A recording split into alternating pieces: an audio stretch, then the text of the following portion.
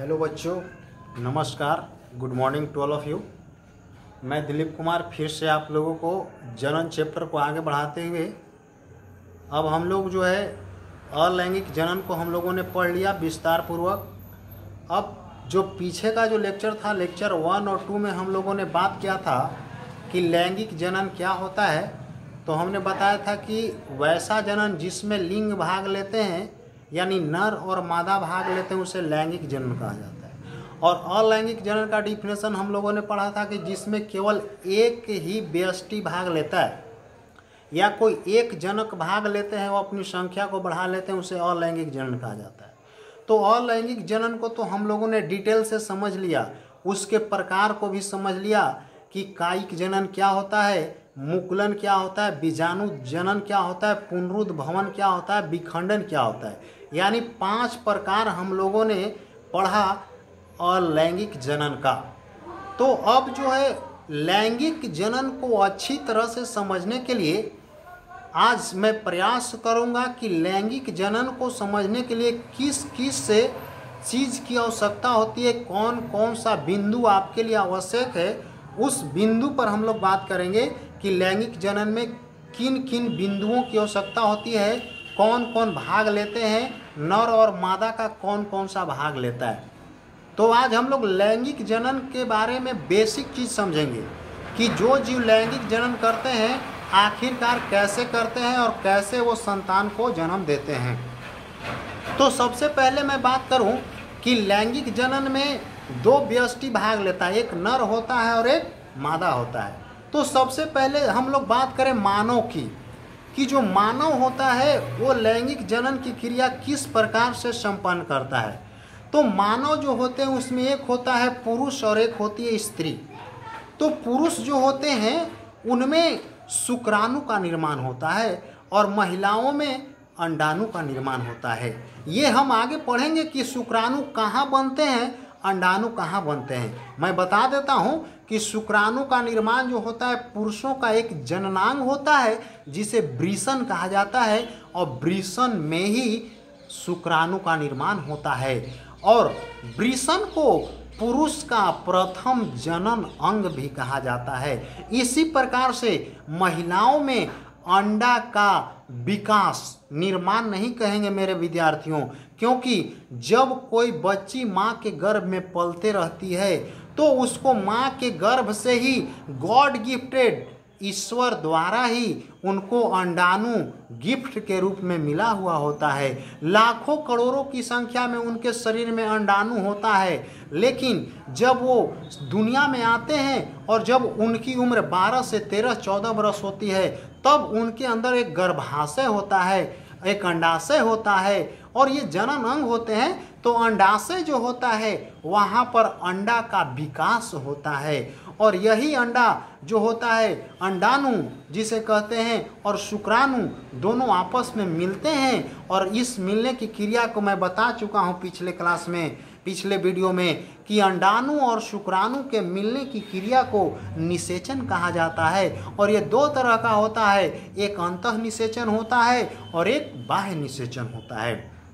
तो यहाँ पर जो हम लोग पढ़ेंगे अंतःनिषेचन की बात करेंगे कि मानव में अंतःनिषेचन होता है। तो हमने यहाँ पर लिखा है नर जनक और मादा जनक।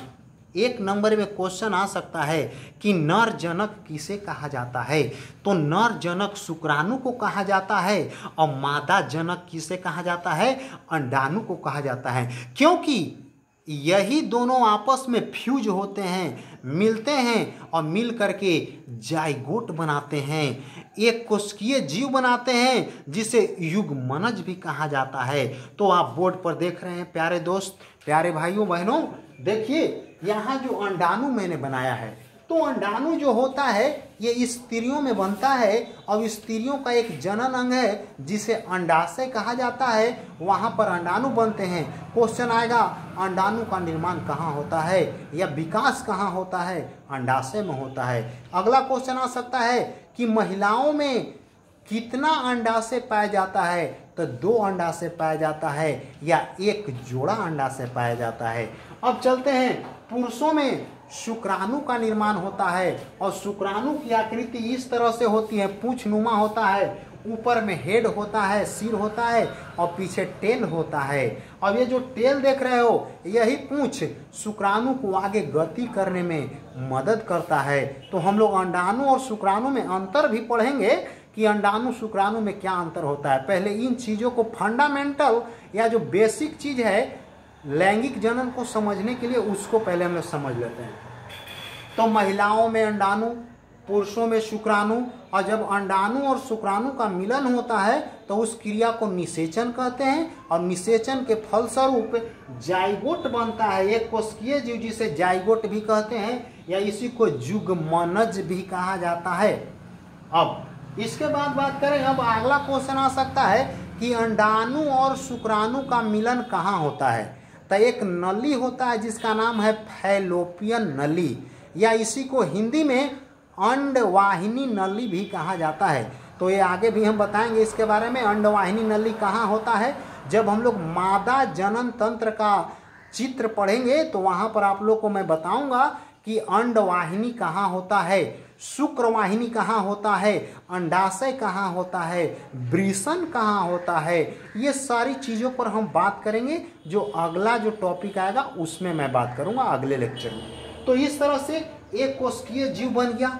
अब यही जीव माँ के गर्भ में धीरे धीरे धीरे धीरे विकास करता है और 9 माह 9 दिन के बाद एक शिशु का निर्माण हो जाता है। अब वो शिशु बच्चा होगा या बच्ची होगा ये आप कहा नहीं जा सकता है मेरे भाई, लेकिन आज साइंस इतना आगे बढ़ गया कि गर्भ में ही बच्चों का जो है लिंग पता कर लिया जाता है कि बच्चा लड़का है या लड़की है, और यदि लड़की है तो लोग गर्भपात करवा देते हैं, यानी उसे दुनिया में नहीं आने देते हैं, उसे मार देते हैं। जितने भी इस वीडियो को मेरे देख रहे हो भाइयों, आप लोग ऐसा मत करना, क्योंकि कहा नहीं जा सकता कि बच्ची जो होती है वो हमारे कुल खानदान जो होती है उसके लिए कलंक ऐसे लोग मानते हैं, लेकिन ऐसा नहीं है।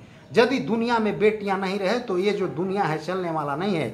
आप लोग लॉकडाउन में सुने होंगे एक ज्योति नाम की बच्ची, जिन्होंने अपने पिता को गुरुग्राम से 1200 किलोमीटर दूरी से साइकिल पर बैठाकर अपने घर को ले आई। बताइए आज वर्तमान समय की श्रवण कुमार लोग उसे कहाँ कर रहे हैं, समझ सकते हैं। एक कर न सका जो बेटा वो कर जाती है बेटियां, कर सका न बेटा जो कर जाती हैं बेटियां। एक एक खानदान क्या 2-2 खानदान की इज्जत को बचाती हैं बेटियां, समझ सकते हैं आप लोग।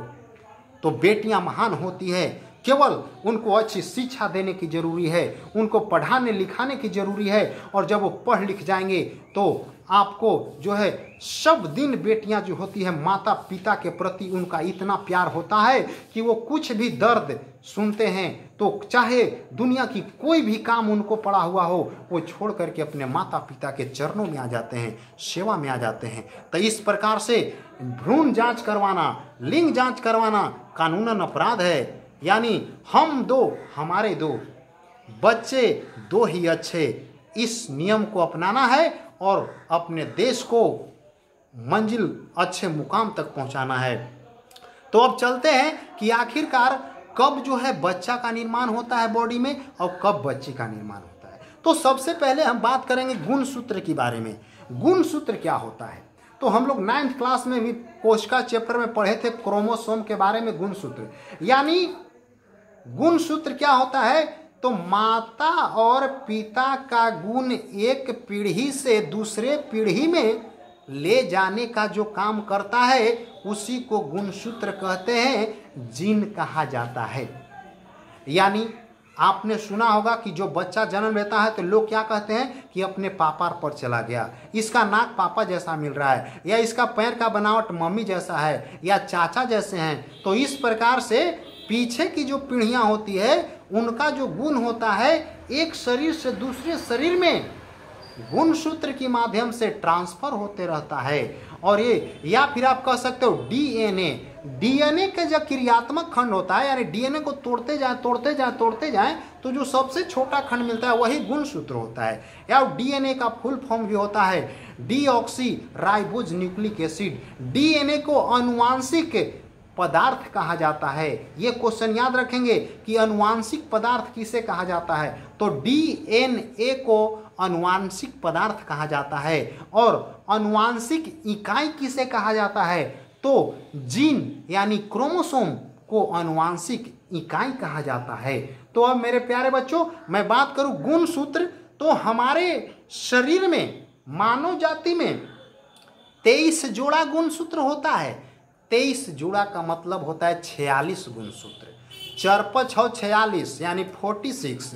तो उसमें जो 22 जोड़ा जो गुणसूत्र होता है वो दैहिक गुणसूत्र कहा जाता है। यहाँ पर मैं लिखा हूँ दैहिक गुणसूत्र, जिसकी संख्या यहाँ पर जो होती है ये 44 होता है, और जो कुल गुणसूत्र होता है वो 46 होता है। और जो एक जोड़ा गुणसूत्र होता है उसे लिंग गुणसूत्र कहा जाता है। और महिलाओं में लिंग गुणसूत्र XX होता है और पुरुषों में लिंग गुणसूत्र XY होता है, जो कि मैं बोर्ड पर आपको फिगर बनाया हूँ। देखेंगे ये मादाओं में यानी महिलाओं में यानी फीमेल में XX गुणसूत्र होता है और पुरुषों में XY गुणसूत्र होता है। और ये गुणसूत्र यानी ये अंडाणु में पाया जाता है और ये शुक्राणु में पाया जाता है। अब इसके बाद गुणसूत्र जो होते हैं इनमें अर्धसूत्री विभाजन होता है और ये आधा आधा बढ़ जाते हैं। डेट मीन्स X और X अलग हो जाता है। यहाँ पुरुषों में XY अलग हो जाता है। और जब महिला और पुरुष जन्म की प्रक्रिया करते हैं तो उनमें महिलाओं से X गुणसूत्र निकलता है और पुरुषों से भी जब X गुणसूत्र निकलता है तो देखेंगे X महिला का और X पुरुष का XX मिल करके XX गुणसूत्र बना देता है। और यहाँ से 23 गुणसूत्र महिला का आता है और यहाँ से 23 पुरुष का आता है। तो 23 और 23 46 हो जाते हैं।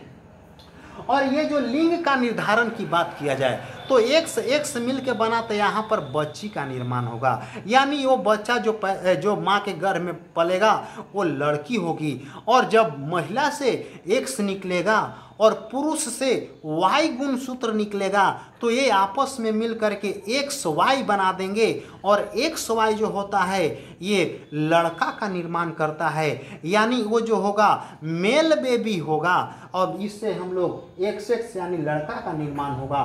तो ये मेरे भाई मेरे बहनों या मेरे विद्यार्थियों, कहने का मतलब है कि महिला जो होती है वो हमेशा XX गुणसूत्र ही निकालती है और पुरुष से कभी X निकलता है तो कभी Y निकलता है।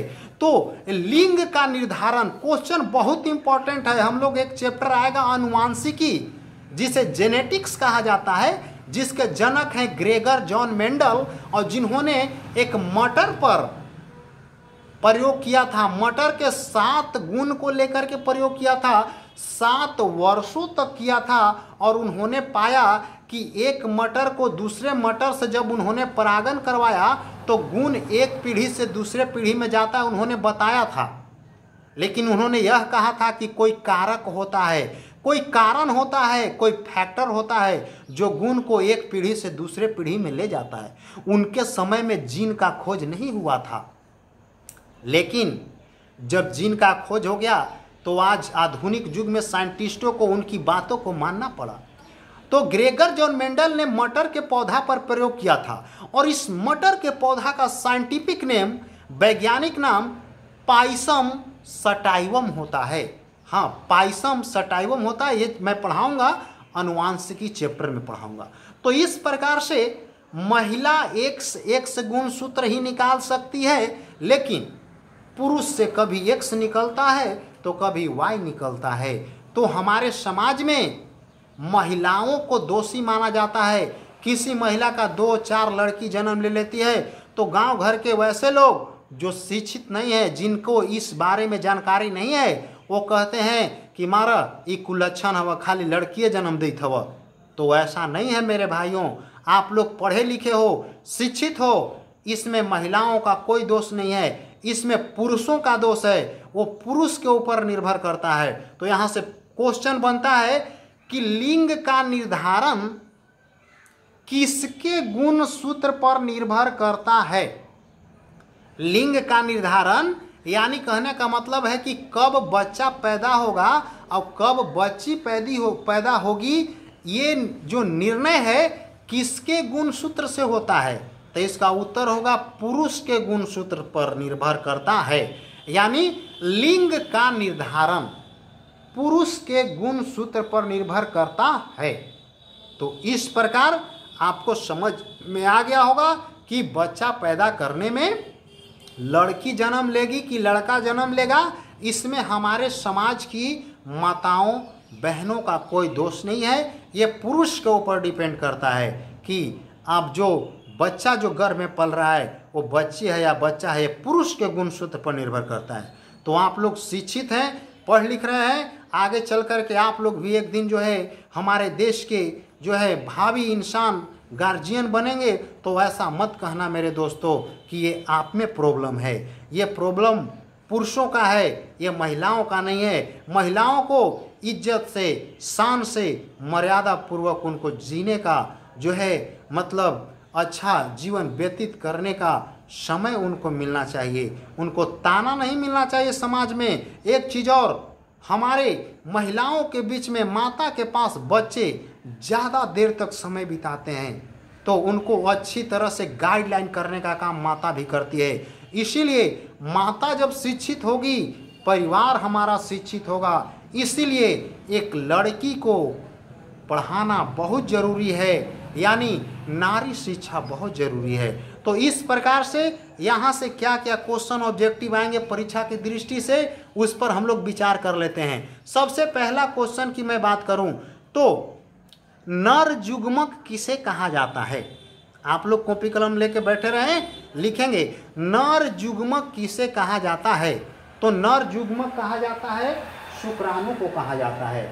फिर मादा युग्मक किसे कहा जाता है? तो अंडाणु को कहा जाता है। अगला, नर युग्मक और मादा युग्मक जब मिलते हैं तो उसे क्या कहा जाता है? उत्तर में निषेचन कहा जाता है। आएगा कि उच्च श्रेणी के जीवों में कैसा निषेचन होता है? अंतः निषेचन होता है। इसके बाद बात करूं कि मानव में गुण सूत्रों की संख्या कितनी होती है? तो मानव में गुण सूत्रों की संख्या 46 होता है, यानी 23 जोड़ा होता है। इसके बाद दैहिक गुणसूत्र की संख्या कितनी होती है मानव में? तो 44 को होता है, यानी 22 जोड़ा होता है। अगला क्वेश्चन कि लिंग गुणसूत्र की संख्या कितनी होती है? तो लिंग गुणसूत्र की संख्या 1 जोड़ा होता है, यानी 2 होता है। अब आगे बात कर लिया जाए कि जब अंडाणु और शुक्राणु मिलते हैं और निषेचन की क्रिया होती है, उसके बाद एक कोशिका का जीव बनता है, जिसे क्या कहा जाता है?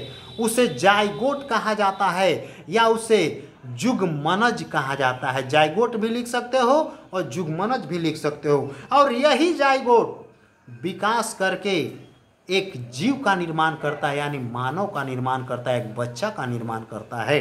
तो इस प्रकार से अब लिख सकते हो कि लिंग का निर्धारण किसके गुणसूत्र पर निर्भर करता है?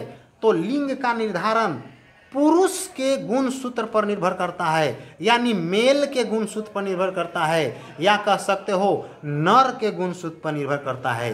अब कोई पूछेगा कि महिला का लिंग गुणसूत्र क्या होता है? तो महिला या मादा का लिंग गुणसूत्र XX होता है और पुरुष का लिंग गुणसूत्र XY होता है।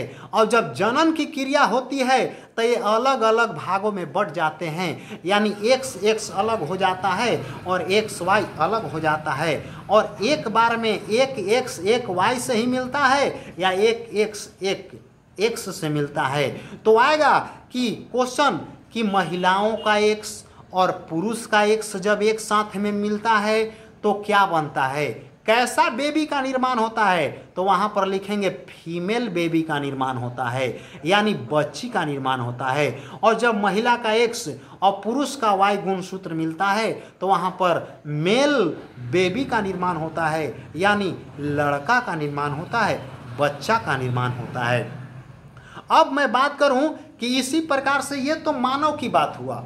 अब कुछ जो पौधे होते हैं ना, वो भी लैंगिक जनन की प्रक्रिया करते हैं। तो पौधों में लैंगिक जनन कैसे होता है? तो पौधा का लैंगिक जनन यानी जनन अंग क्या होता है, यहां से क्वेश्चन बनते हैं। तो पौधा का लैंगिक जनन अंग पुष्प होता है। पुष्प का इंग्लिश जिसे फ्लावर कहते हैं, अब फ्लावर को देहात में फूल कहते हैं, तब फूल ही उनका जनन अंग होता है। और पुष्प में ही नर भाग भी पाया जाता है और मादा भाग भी पाया जाता है। तो पुष्प के नर भाग को स्त्री केसर कहा जाता है और मादा भाग, और स्त्री केसर मादा भाग हो गया, और पुरुष वाले भाग को पुंग केसर या पुमंग कहा जाता है। तो इस प्रकार से जो जननांग होते हैं, पुष्प के जो जननांग की बात करूं तो ये अगला वीडियो में पुष्प का हम लोग लेक्चर ही एक लेकर के आएंगे कि पुष्प में जनन कैसे होता है। लेकिन बात करें थोड़ा सा कि पुष्प में लैंगिक जनन जब होता है तो इसमें परागन की क्रिया होती है। जैसे मानव में या उच्च श्रेणी के जीवों में निषेचन होता है ना, तो उसी तरह से पुष्पों में क्या होता है, परागन होता है। अब परागन क्या होता है, तो जिस प्रकार से महिलाओं में अंडा बनता है उसी प्रकार से पुष्पों में क्या होते हैं, पुष्प में उनमें जो होता है पराग कण का निर्माण होता है। अंडाणु के जगह पर पुष्पों में पराग कण बनते हैं और वही पराग कण किसी माध्यम के द्वारा या ऑटोमेटिक अपने आप जो होते हैं ना, पराग कण निकल करके, और पुष्प का एक भाग होता है जो जनन की क्रिया में भाग लेता है, उसे वर्तिकाग्र कहते हैं, वहां पर पहुंचता है और पहुंचने के बाद वहां पर परागन होता है। और परागन दो तरह से होता है, एक को स्वपरागन कहते हैं और एक को पर परागन कहते हैं। तो इसको हम लोग अच्छी तरह से समझ लेते हैं, ये भी एक लैंगिक जनन का ही प्रकार है। तो अब जो है मैं इस चीज को साफ करता हूं और आप लोगों को परागन के बारे में समझाता हूं। परागन क्या होता है,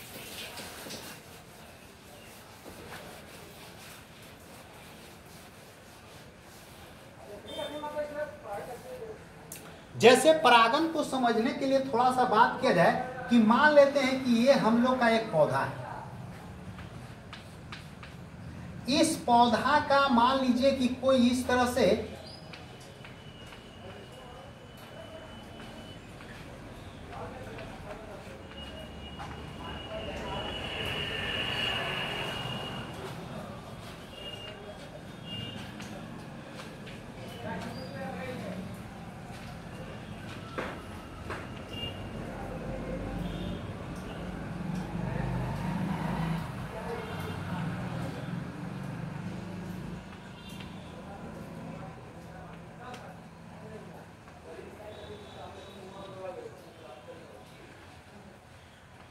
मान लेते हैं कि ये आपका एक पौधा का पुष्प है। अब पुष्प को आप जब उसको उखाड़िएगा तब पुष्प में कुछ धागे धागे जैसी संरचना होती है। जैसे इस तरह से ऐसे धागे निकले हुए रहते हैं, इस तरह से निकले होते हैं, यहाँ इस तरह से निकला होता है। तो ये जो होते हैं पुष्प, जो हमारा पुष्पित पौधों का ये जो जनन अंग होता है, इसी में क्या होता है कि ये जो होता है इसको बोलते हैं वर्तिकाग्र। अब यही वर्तिकाग्र जो होता है दूसरे पुष्पों से या अपने ही पुष्प के जो होते हैं परागकण उस वर्तिकाग्र पर पहुंचते हैं, इस घटना को जो है परागन कहा जाता है। तो परागन क्या होता है, लिखेंगे कि पराग कोश से परागकण निकल करके वर्तिकाग्र पर पहुंचने की क्रिया को परागन कहा जाता है। अब परागन दो प्रकार के होते हैं, एक स्वपरागन होता है, एक पर परागन होता है। तो स्वपरागन क्या होता है कि जब किसी पौधा के एक ही पुष्प के परागकण निकल करके उसी पुष्प के पराग वर्तिकाग्र पर पहुंचेंगे तो इस क्रिया को स्वपरागन कहा जाएगा।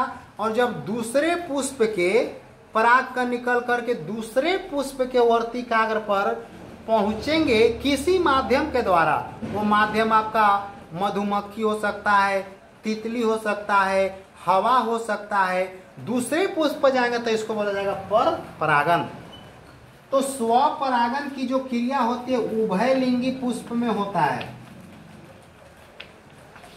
उभयलिंगी। और ये जो पर परागन होता है एक लिंगी पुष्पित पौधों में होता है। एक लिंगी क्या होता है तो जिसमें केवल नर भाग होगा या मादा भाग होगा उसे एक लिंगी कहेंगे, और जिसमें दोनों भाग होगा, नर भाग भी पुष्प का होगा, मादा भाग भी होगा, उसे हम लोग उभय लिंगी कहेंगे। तो इस प्रकार से आप केचुआ का नाम सुनो। केचुआ एक जीव है, पौधा नहीं है, तो केचुआ उभय लिंगी भी हो, उभय लिंगी प्राणी है, ये क्वेश्चन पूछा हुआ है। तो इस प्रकार से पौधे लैंगिक जनन को अपनाने के लिए तरीका अपनाते हैं, जिसे हम लोग क्या कहते हैं, परागन कहा जाता है। और परागन दो प्रकार के होता है, स्वपरागन और परपरागन।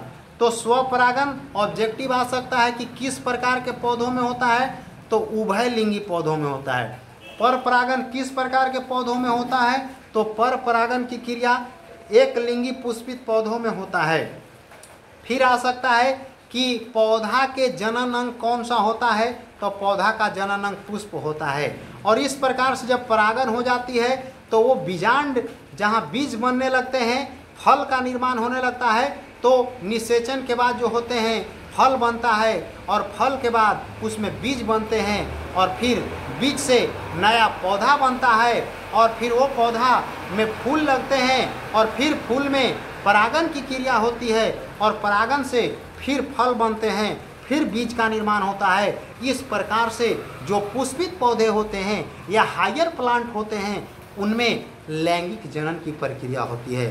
तो मेरे प्यारे बच्चों, यदि आप लोग को वीडियो अच्छा लगा होगा तो इसे लाइक करना ना भूलें, शेयर कर दें, सब्सक्राइब करें, और कमेंट में लिखा करें कि सर आपका वीडियो अच्छा लग रहा है कि नहीं लग रहा है। हम लोग कैसे जानेंगे बच्चों कि मैं जो वीडियो बना रहा हूँ वो आप लोग को अच्छा लग रहा है कि नहीं लग रहा है। तो इस प्रकार से यहाँ से जो क्वेश्चन मैं आप लोगों को बताया वो परीक्षा की दृष्टि से बहुत ही इम्पोर्टेंट है, और यहाँ से बहुत सारे ऑब्जेक्टिव क्वेश्चन बनते हैं, उनको ध्यान में रखना है। और अगले लेक्चर में मैं आप लोगों को अंडाणु और शुक्राणु में अंतर बताऊंगा, और पौधे जो होते हैं पुष्पित पौधों में कौन कौन सा जनन अंग होता है, जिसमें स्त्री केसर आता है, पुंग केसर आता है, उसमें बीजांड आता है, गर्भाशय आता है, वर्तिकाग्र आता है।